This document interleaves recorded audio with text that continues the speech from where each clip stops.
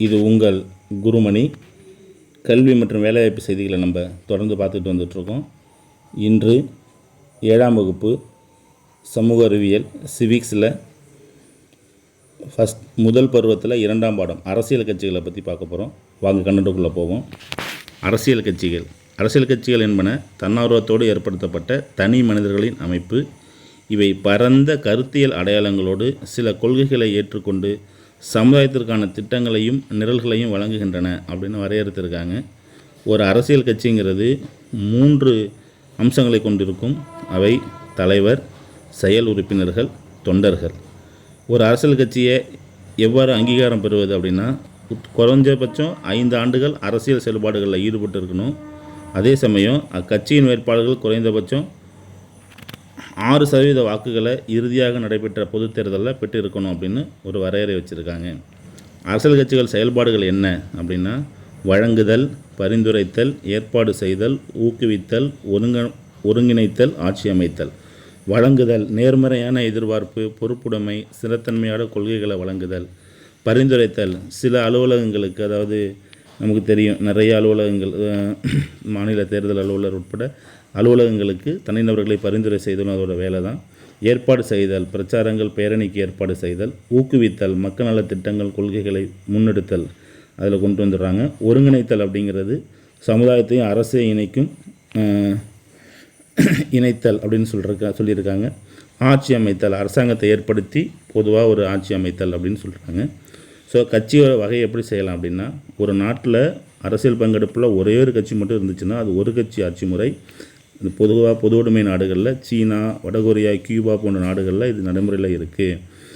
இருகட்சி ஆட்சி முறை, ஆட்சி அதிகாரத்தை பங்கு பெறுறதில் 2 கட்சிகளுக்கிடையே மட்டுமே போட்டி இருந்தால் அது இருகட்சி ஆட்சி முறை.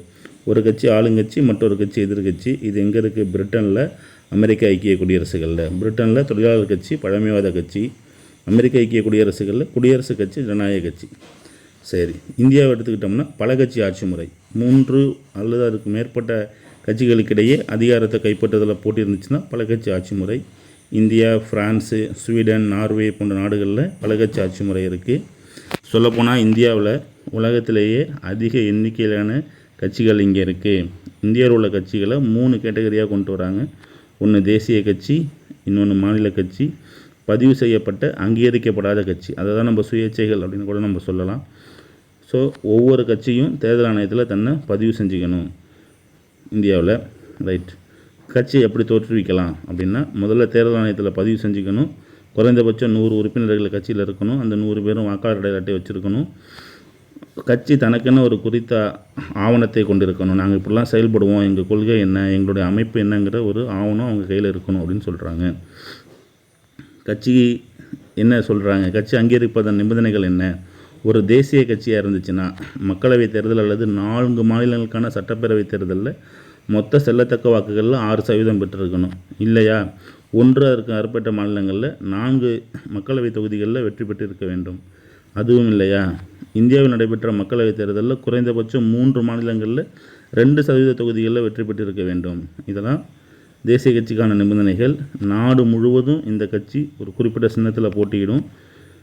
அதே போல் குறைந்தபட்சம் 4 மாநிலங்களில் வலிமையாக இருக்கும். பொதுவாக இவங்க தேசிய, சர்வதேச, மாநிலங்களுக்கு இடையான விவகாரங்களில் தீர்த்து வைக்கக்கூடிய அமைப்பாக செயல்படுவாங்க. பிராந்திய கட்சி, மாநில கட்சி அப்படின்னா என்ன அப்படின்னா, ஒரு மாநிலத்தில் நடைபெறக்கூடிய பல்வேறு வகையான தேர்தலில் அவங்க போட்டி போடுவாங்க. 1 அல்லது 1க்கு மேற்பட்ட 2 மாநிலங்களில் அவங்க வலிமையுடைய கட்சியாக இருப்பாங்க. இவங்களுக்கு அங்கீகரிக்கப்பட்ட ஒரு சின்னம் கொடுத்துருப்பாங்க. இந்த சின்னம் இன்னொரு மாநிலத்தில் இன்னொரு கட்சி கூட ஒதுக்கப்படலாம். இவங்க அந்த மாநிலத்தோட நலனையும் அந்த பிராந்தியத்தோட நலனையும் முன்னிறுத்தி அரசியல் செய்வாங்க. இவங்க அந்த மாநில சட்டப்பேரவை தேர்தலில் பதிவான வாக்குகளில் குறைந்தபட்சம் 6% வாக்குகளை பெற்றிருக்கணும். ஒவ்வொரு 25 மக்களவை தொகுதிக்கும் ஒரு தொகுதியில் இவங்க வெற்றி பெற்றிருக்கணும். அல்லது சட்டப்பேரவை தேர்தலில் குறைந்தபட்சம் 2 தொகுதிகளில் வெற்றி பெற்றிருக்கணும். இது ஒரு நிபந்தனை. இது இல்லாட்டினா சட்டப்பேரவையில் மொத்த தொகுதிகளில் குறைந்தபட்சம் 3% தொகுதிகளில் வெற்றி பெற்றிருக்கணும். இந்த நிபந்தனைகளை பூர்த்தி செய்தால் அது மாநில கட்சி அங்கீகரிக்கப்படுகிறது. சுயேட்சை, எந்த கட்சியிலையும் சேராமல் மக்களவைத் தேர்தலையோ மாநில சட்டமன்ற தேர்தல்களையோ போட்டிடுறவங்கள நம்ம சுயேட்சைன்னு சொல்கிறோம். சரி, மேலே நம்ம சொன்ன இந்த 3 நிபந்தனைகள் உள்ள கட்சிகள் நமக்கு தெரியும். ஸோ இவங்களுக்குன்னு தனியான சின்னத்தை ஒதுக்கி நம்மளை போட்டியில் கலந்துக்க செய்வாங்க.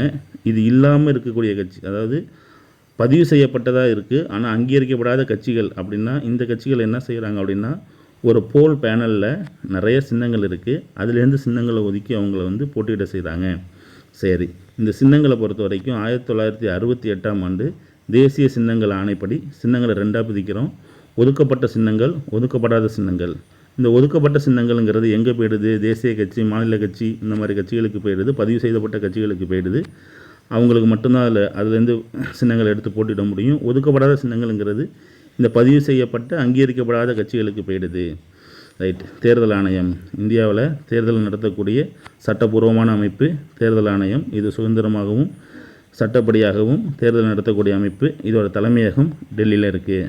தேர்தல் அறிக்கை சொல்லியிருப்பாங்க. நாங்கள் ஆட்சிக்கு வந்தால் என்னென்ன செய்ய போகிறோம் அப்படின்னு கட்சி சொல்கிறதுக்கு பேர் தேர்தல் அறிக்கை. இந்தியாவில் பெரும்பான்மை பெற்ற கட்சி தான் அரசாங்கத்தை அமைக்க கூப்பிடுறாங்க. பெரும்பான்மை கட்சினா என்ன அப்படின்னா, தேவையான எண்ணிக்கையை விட அதிகமான இருப்பவர்கள் அல்லது மற்ற கட்சிகளை விட அதிக எண்ணிக்கையில் ஜெயித்தவங்களை பெரும்பான்மை பெற்ற கட்சின்னு சொல்கிறாங்க. அவங்கள தான் நம்ம என்ன செய்கிறோம் அப்படின்னா ஆட்சி அமைக்க பங்கு பெறுறோம். ரைட்டு. சிறிய கட்சி, மற்ற எண்ணிக்கையை விட, அதாவது தேர்ந்தெடுக்கப்பட்ட எண்ணிக்கை குறைவாக இருக்கிறவங்க சிறிய கட்சின்னு சொல்ல போகிறோம். எதிர்கட்சினா பெரும்பான்மை கட்சிக்கு அடுத்த இடத்துல அதிக எண்ணிக்கையில் உறுப்பினர் பெற்றவங்க எதிர்கட்சின்னு சொல்கிறாங்க. ஆளுங்கட்சியோட தன்னிச்சையான போக்கை கட்டுப்படுத்துறதுல எதிர்கட்சியோட பங்களிப்பு நிறையா இருக்குது. எதிர்கட்சி தலைவருக்கு கேபினெட் அந்தஸ்துக்கு, மினிஸ்டருக்கு இணையான அந்தஸ்து கொடுக்கப்பட்டிருக்கும். இது இல்லாமல் கூட்டணி அரசாங்கம்னு ஒரு கான்செப்ட் இருக்குது. அதாவது எந்த கட்சிக்கும் தேவையான பெரும்பான்மை கிடைக்காத பொழுது ஒரு சில கட்சிகளை இணைத்து கொண்டு அரசாங்கத்தை அமைக்கிறாங்க. இதுக்கு பேர் கூட்டணி அரசாங்கம்னு பேர். ரைட்டு. தேர்தல் சின்னங்கள் மற்றும் அவற்றின் முக்கியத்துவம். ஒரு தேர்தல் சின்னங்கிறது ஒரு கட்சிக்கு கொடுக்கப்பட்டு அவருக்கான அங்கீகரிக்கப்பட்ட சின்னம் தான் தேர்தல் சின்னங்கள் அப்படின்னு சொல்கிறோம். ஸோ விலங்குகளை தேர்தல் சின்னங்கள் தரதை நிறுத்தியிருக்காங்க. விதிவிலக்காக யானையும் சிங்கமும் மட்டும் தேர்தல் சின்னமாக வழங்கப்பட்டிருக்கு. சரிங்களா? ஒரு தேசிய கட்சிக்கு நாடு முழுவதும் ஒரே மாதிரி தேர்தல் சின்னம் இருக்கும். இதை வேறு எந்த கட்சியோ சுயேட்சையோ போட்டி போட முடியாது. மாநில கட்சிக்கு ஒரு மாநிலம் முழுவதும் ஒரே மாதிரி சின்னம் ஒதுக்கியிருப்பாங்க. ஆனால் இந்த சின்னத்தை வேறொரு மாநிலத்துக்கு கொடுக்கலாம் அப்படின்னு சொல்கிறாங்க. உதாரணமாக மகாராஷ்டிராவில் சிவசேனா கட்சிக்கும் ஜார்க்கண்ட் முக்தி மோர்ச்சா கட்சிக்கும் வில்லம்பு சின்னம் சொல்லிகிட்டு இருக்காங்க.